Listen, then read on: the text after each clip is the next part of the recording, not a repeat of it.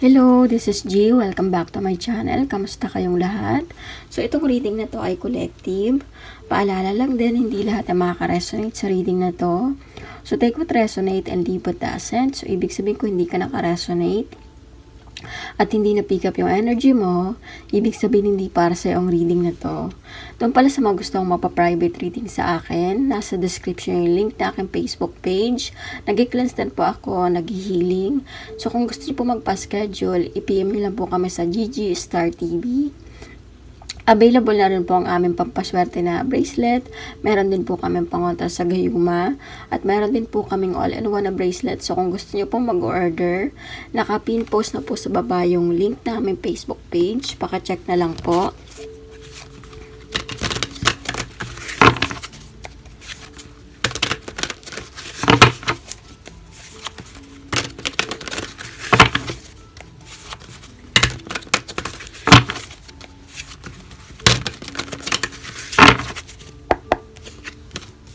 Knight of Pentacles, Two of Wands, the World, the Judgment, the Sun. So nakikita ko dito, gustong bumalik ng dati mo naging karelasyon. Gusto niyang ipakita sa'yo na willing na siyang mag-commit, gusto niya na ipaglaban ka. Kaya lang ikaw dito, hindi mo alam kung tatanggapin mo ba yung taong to. Nahihirapan ka magdesisyon kasi na-realize mo na itong ginawa niyang sayong sakit na iniwan ka man lang na walang explanation, ginose ka, pinagpalit sa third party, hindi mo matanggap Dahil alam mo sa sarili mo na binigay mo yung buong pagmamahal mo dito sa taong to. Pero bakit ganito yung ginawa niya sa'yo? So nakikita ko dito na na-realize mo na kailangan mo munang proteksyonan yung sarili mo dito sa ginawa ng taong to. Kasi paulit-ulit lang naman na puro pangako yung ibibigay ng taong to Hindi pa rin magbabago. Ito yung nakikita ko na pinaninindigan mo tong desisyon mo na ayaw mo nang masaktan. Gusto mo lang naman na maramdaman na maging masaya, na mahalin ka rin ng tapat. Kasi itong ginawa niya sa'yo, sobrang sakit yung dinulot sa'yo. Kumbaga, nalugmok ka. Hindi mo alam kung paano ka makakabangon. Pero pinapakita dito na pinilit mong bumangon, pinilit mong makamove on, maging masaya, dahil alam mo ito yung makakabuti para sa'yo. So ngayon, parang pine-preserve mo yung sarili mo na hindi na masaktan pa ulit. Pero itong person mo, gustong suyuin ka. Gusto niyang ipakita sa'yo na hindi na siya yung katulad noon.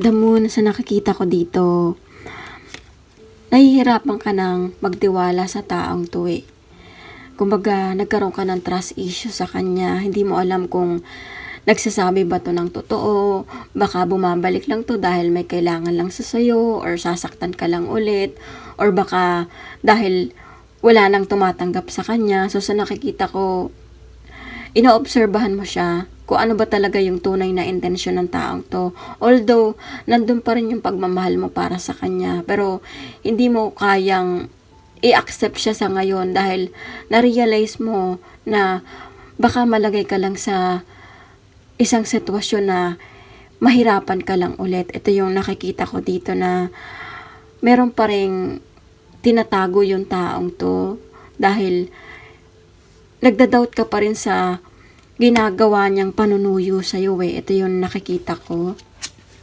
Seven of Swords. Sa nakikita ko rin dito, ipinaglaban mo yung taong to Ginawa mo yung lahat para dito sa relationship. Naging loyal ka, naging committed ka. Ipinakita mo sa taong to na sobrang mahal na mahal mo siya.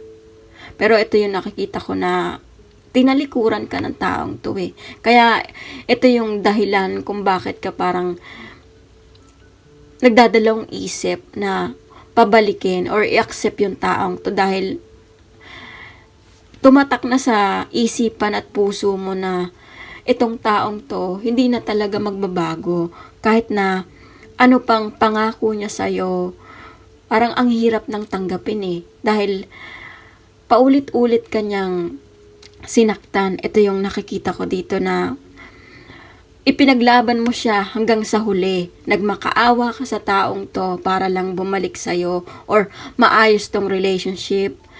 Ilang beses mo siyang pinatawad. Pero iniwan ka pa rin sa ere.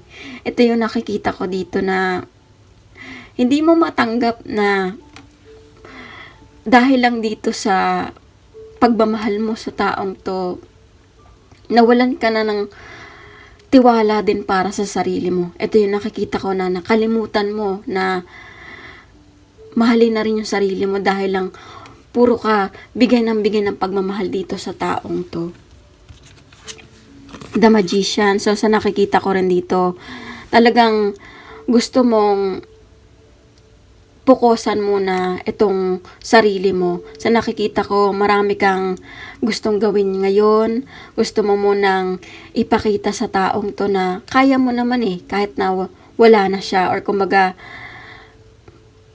binibigyan mo yun ng leksyon, yung taong to na matuto. Kasi, sa nakikita ko, hindi pa rin naman natuto yung taong to eh. Dahil, ngayon lang naman niya na-realize to eh. Dahil nga, hindi ka na naghahabol sa kanya or kumbaga hindi ka na nagre-respond sa mga message niya, hindi ka na sumasagot. So ngayon, nagkaroon ng interest yung taong to na bumalik sa buhay mo.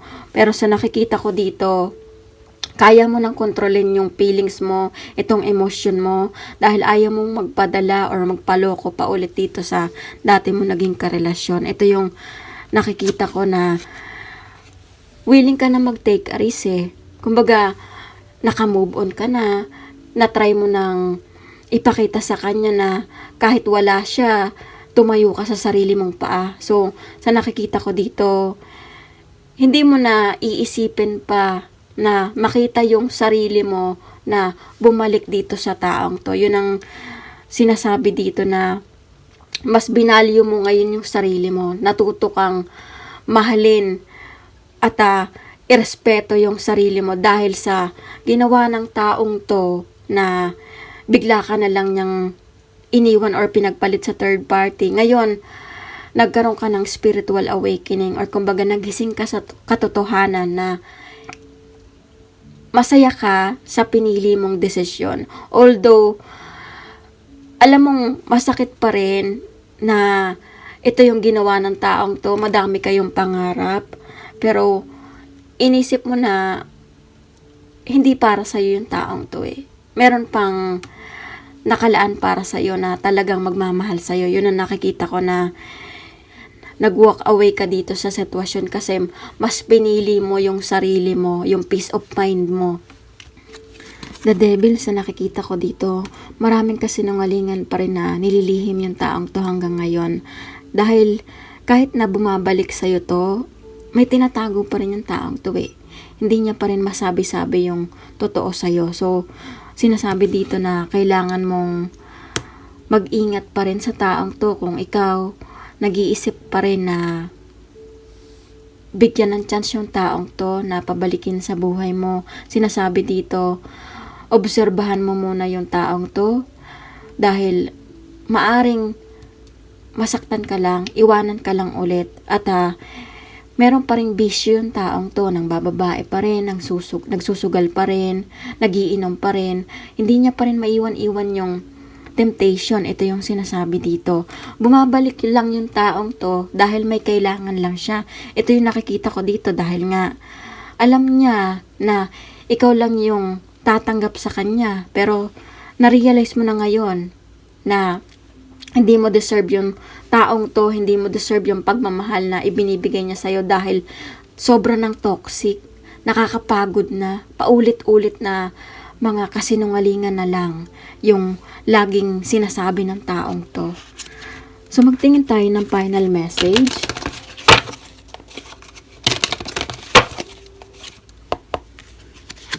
Five of Pentacles na nakikita ko dito. Iiwan ka pa rin ng taong to. Sasaktan ka pa rin niya. Ito yung sinasabi dito na pahihirapan ka lang niya. Gagamitin ka lang dahil may kailangan lang siya sa'yo. So, sinasabi dito na pag-isipan mong mabuti kung ito ba yung gusto mo, dahil itong taong to hindi pa rin natuto sa mga ginawa niyang kasalanan eh. Ito yung sinasabi dito na kaya lang siya bumabalik sa'yo, tinatry niya na nagsisisi siya, pinapakita niya na mahal ka, kasi gusto niyang makuha yung loob mo eh. Pero pagkatapos niyang makuha yung loob mo, iiwan ka ulit. So ito yung nakikita ko na binibigyan ka lang ng kakarampot na pagmamahal ng taong to. Pero ikaw dito, nag-i-invest ka sa kanya. Pero yung bumabalik sa'yo, hindi enough. So sa nakikita ko dito, kailangan mong ipakita sa kanya na strong ka, na kaya mong i-let go itong sitwasyon nyo. Kahit na masakit para sa'yo, dahil alam ko na hanggang ngayon mahal na mahal mo pa rin yung taong to. Pero isipin mo yung sarili mo, dahil kung magtitiis ka dito sa taong to, ikaw yung kawawa. Ito yung sinasabi dito. So probably meron kayong mga kadiling na earth, fire, water, meron ding air. So ito lang yung message na nakikita ko dito, at kung nakaresonate kayo sa reading na to, huwag nyo kalimutan mag-like at comment, at huwag nyo rin kalimutan mag-subscribe sa aking channel, at maraming salamat ulit, at see you soon.